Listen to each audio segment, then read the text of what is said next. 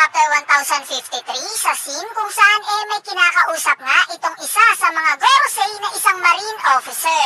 Galit na galit nga itong matabang Gorosei dahil sa bagong bounty na ipinalabas kay Luffy. Yung picture kasi ni Luffy dito yung naka-gear 5 siya. Bukod pa nga dyan hindi nga rin daw tinanggal yung letter D sa pangalan ni Luffy.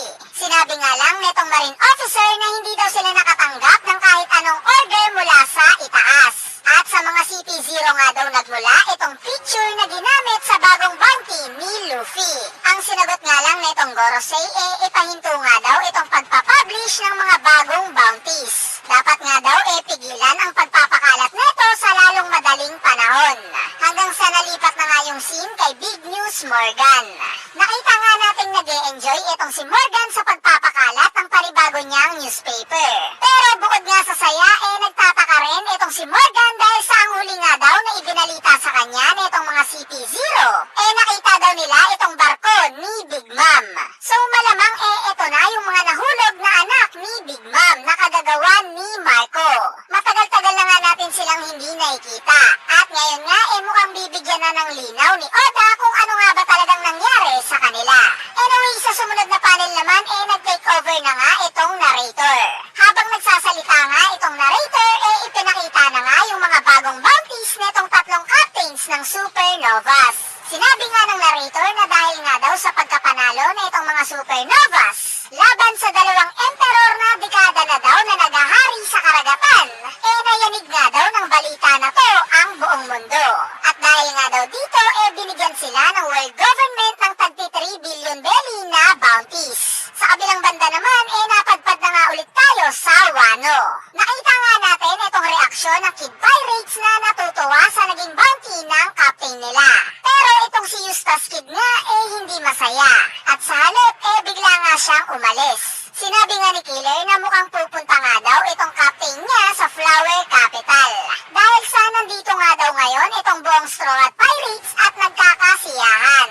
Sa sumunod na panel naman napunta na nga tayo sa Flower Capital. Dito nga nakita natin pinagahanda na ng pagkain ng mga taga Flower Capital itong buong Straw Hat Pirates. Pinaganda nga nila ito dahil sa party. Party bilang pagdiriwang sa pagkakalaya ng Wano sa kamay nila Orochi at Kaido. Nakita nga natin itong sila Luffy, Yamato at Chopper na ini-enjoy ang lahat ng pagkain. Samantalang sila Brook at Hiyori naman nakita natin nagko-concert para sa mga tao. Sa kabilang banda naman nalipat na nga yung scene sa basement netong kastilyo ng Shogun. Nakita nga natin dito si Nico Robin na tinitignan itong mga Kokeshi dolls. Nang biglang ang dumating sa likuran niya itong si Tengoyama Hitetsu. Sinabi nga ni Hitetsu na itong mga tinitignan nga daw ni Robin mga collections niya. Nagtataka naman itong si Robin at tinanong kung bakit nandito daw ang mga ito sa basement. Sinabi nga lang ni Hitetsu na dahil sa dito nga daw siya nakulong sa mahabang panahon. Nagtataka naman itong si Robin at sinabi na ang akala nga daw niya panday itong si Hitetsu na gumagawa lang ng mga espada. Kaya bakit daw siya makukulong sa basement ng kastilyo ng isang shogun? At dito ni-reveal na nga ni Hitetsu na siya nga daw ang tatay ni Kozuki Oden at ang lolo ni Momonosuke na si Kozuki Sukiyaki. Bali nagulat nga itong si Robin sa revelation na to. Kaya naman tinanong nga niya kaagad kay Sukiyaki kung alam daw ba ni Momonosuke na buhay pa siya. Sinabi nga lang ni Sukiyaki na hindi daw. At mukhang hindi na nga daw niya sasabihin pa kay Momonosuke na siya ang lolo niya. Bakit? Dahil sa sinisisi nga ni Sukiyaki ang sarili niya sa pagte-take over ni Orochi sa Wano. Wala nga daw siyang mukhang maihaharap sa mga tao sa Flower Capital.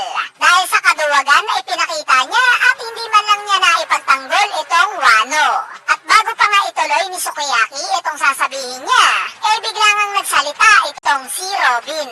Sinabi nga niya na yung isa nga daw sa mga ancient weapons which is yung Pluton, nandito nga daw sa Wano. Nalaman nga daw niya ito dahil sa nabasa niyang poneglyph sa Alabasta. Sa sumunod na panel naman napunta na nga tayo sa Udon Prison.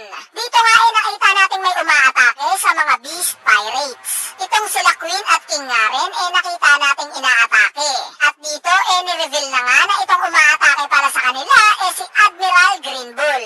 Bali naglalabas nga itong si Green Bull ng mga halaman.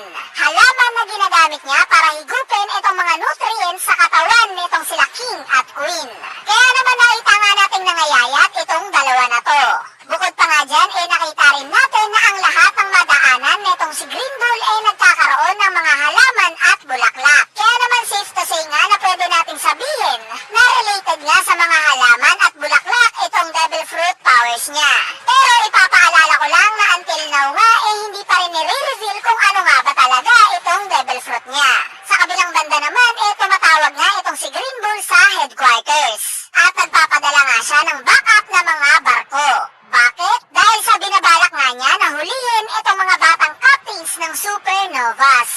sumunod na panel naman ay nabalik nga ulit yung scene sa nangyayaring kasiyahan sa Flower Capital.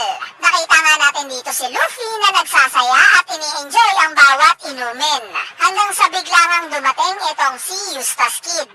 Umakma nga itong si Eustace Kid na atakihin itong si Luffy. Pero bago pa nga yun matuloy, hinila na nga ni Luffy itong si Kid. At sinabi na sumama na nga daw siya sa nagaganap nilang party. Nakita rin naman natin itong iba't ibang mga karakter na kasama sa lumaban sa Onigashima na mga nagpa-party na rin. Pero itong si Eustace Kid nga mukhang mainit at parang napipikon. At dito pinakita na nga niya kay Luffy itong newspaper na nakuha niya kay Scratchman Apo. Nung makita nga ni Luffy ito, nakita natin gulat na gulat siya. So paano ba namang hindi siya magugulat? Bali dahil nga yan sa ibinalita na ang mga bagong emperor sa New World. At ito nga sila Shanks, Blackbeard, Luffy at Buggy. At sa huling panel nga ng chapter na to, napansin nga netong si Admiral Green Bull mula sa Udon Prison itong kasiyahan na nagaganap sa Flower Capital. At dito mukhang nakatunog nga siya na nandito sila Luffy. Kaya naman papunta na nga siya sa Flower Capital ngayon. At dito na nga nagtatapos itong chapter 1053. Bali ngayon pag-usapan naman natin yung mga pangyayari sa chapter na to. Unahin na nga natin itong naging pag-uusap nila Robin at Sukiyaki patungkol sa Pluton. Ngayon nga mas nagme-make sense na para sa akin kung bakit nga ba naka-close itong borders ng Wano. Dahil kung iisipin nyo guys masasabi nga natin na itong Kozuki family nga kumakalaban talaga sa world government. Since sila nga mismo yung gumawa ng mga poneglyphs. At yung lahi nga nila nagpatuloy ng tradisyon para makabasa ng mga poneglyphs. Kaya naman itong pagtago nga ng isa sa mga ancient weapons at tinago ito sa mismong lugar nila mula sa world government, talaga nga namang nagme-make sense na isasara nila ang borders ng lugar nila, diba? Para nga naman maprotektahan itong tinatago nilang ancient weapon. Bali speaking of mga poneglyphs, kung maaalala nyo, nakakabasa nga rin ng poneglyphs itong tatay ni Oden na si Sukiyaki. In fact, siya nga mismo ang nagturo kay Oden para matutong magbasa ng mga poneglyphs. Kaya naman malamang sa mga susunod na chapters, marami pa tayong malalaman patungkol kila Robin at Sukiyaki sa kung ano nga ba ang iba pang nilalaman netong mga poneglyphs na hawak ng Wano. Sa part naman netong si Admiral Green Bull, ngayon nga natin mas nakikilala itong pag-uugali niya. Kumbaga masasabi nating reckless siya at walang kinakatakutan. Parehas nga itong ugali niya kay Admiral Akainu. Bali ang nagiging dating nga para sa akin itong si Aokiji nga na pinalitan ni Fujitora, parehas na may awa at puso sa kung sino man yung alam nilang mababait. Gaya na lang ng hindi paghabol ni Aokiji kay Robin. At yung pagiging mabait ni Fujitora kay Luffy. At hindi na to hinabol during Dressrosa arc. Similar nga itong dalawa na to in terms of attitude. Itong si Akainu naman nagiging parehas nga itong pag-uugali niya kay Green Bull. Maras nga ito at laging iniisip na ang Marines ang pinakamataas sa lahat. Kumbaga yung dalawang nawalang admiral pagtapos mag-time skip napalitan ng kaparehas ng pag-uugali nila. Which is ito nga sila Fujitora at Green Bull. At ngayon nga papasugod na itong si Green Bull sa Flower Capital mukhang may sagupaan ngang magaganap. Ang isang ebidensya nga dito itong isang panel ni Momonosuke. Naalala nga ni Momonosuke yung sinabi sa kanya ni Luffy na wag daw sabihin sa mga tao sa Wano na siya ang tumalo kay Kaido. Bakit? Dahil sa ayaw nga daw niyang maging bayani. Bali kung matatandaan nyo guys every time nga na makakatalo si Luffy ng isang major villain sa isang arc gaya nila Doflamingo, Crocodile at iba pa lagi nga yung nasasaksihan ng mga tao.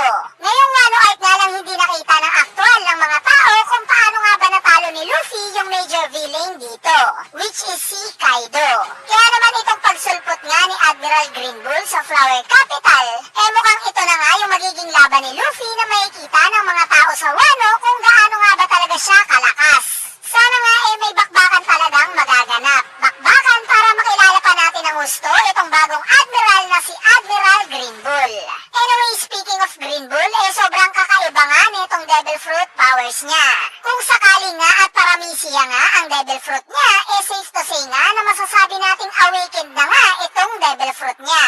Since kitang-kita naman na naaapektuhan ng Devil Fruit niya yung environment sa kapaligiran niya. Bali maisingit ko lang guys itong espada kapansin-pansin na color black. So black blade kaya itong espada niya? Sa part nga nitong pagre-reveal ng mga bagong emperors, maikokonekta nga natin dito itong huling panel kung saan nagsalita itong si Green Bull. Sinabi nga niya specifically na itong mga Marines nga daw medyo bad trip. Bakit? Dahil nga daw yan sa gulo na nangyayari sa mundo ngayon. Meaning talagang may matinding nangyari sa labas ng Wano. Diba? Isa na nga dito, syempre yung nangyari kay Sabo.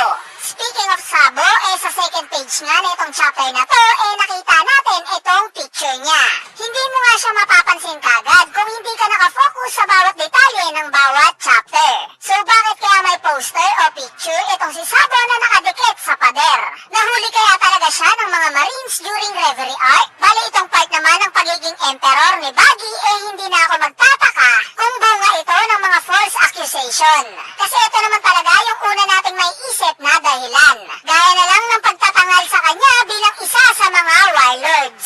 Kung maaalala nyo, yes, may konting facts nga gaya ng miyembro nga siya ng Roger Pirates. Pero karamihan nga sa mga sinasabi patungkol kay Baggy kung bakit siya naging isa sa mga warlords, puro bunga ng mga kasinungalingan. Kumbaga dahil sa pag-i-interact niya kay Shanks, Luffy at Whitebeard during Marineford War, plus yung mga preso nga rin sa Impel Down naging mga tagasunod niya, kaya siya hinirang bilang isa sa mga warlords. Bali gagawa na lang natin to ng separate video. I-analyze nga natin kung paano nga ba naging emperor itong si Baggy. Anyway, all in all nga, siksik nga itong chapter 1053. Nakakalungkot lang ng konti dahil natapos nga ito sa isang major cliffhanger. Which is isang buwan pa nga nating hihintayin kung ano nga bang mangyayari sa pagpunta nitong si Admiral Green Bull sa Flower Capital. Kakayanin niya kaya ang lahat ng tao dito ng mag-isa? Ilalabas na rin kaya ni Oda sa next chapter itong scene sa nangyayari sa labas ng Wano? Ano na nga bang balita sa iba't ibang karakter sa labas ng Wano? Syempre yung mga tanong nga na yan dahan-dahan ng masasagot sa pagpapatuloy nitong kwento ng paborito nating anime na One Piece. Bali dito na nga nagtatapos itong chapter review natin para sa latest chapter ng manga na chapter 1053. So yun lang.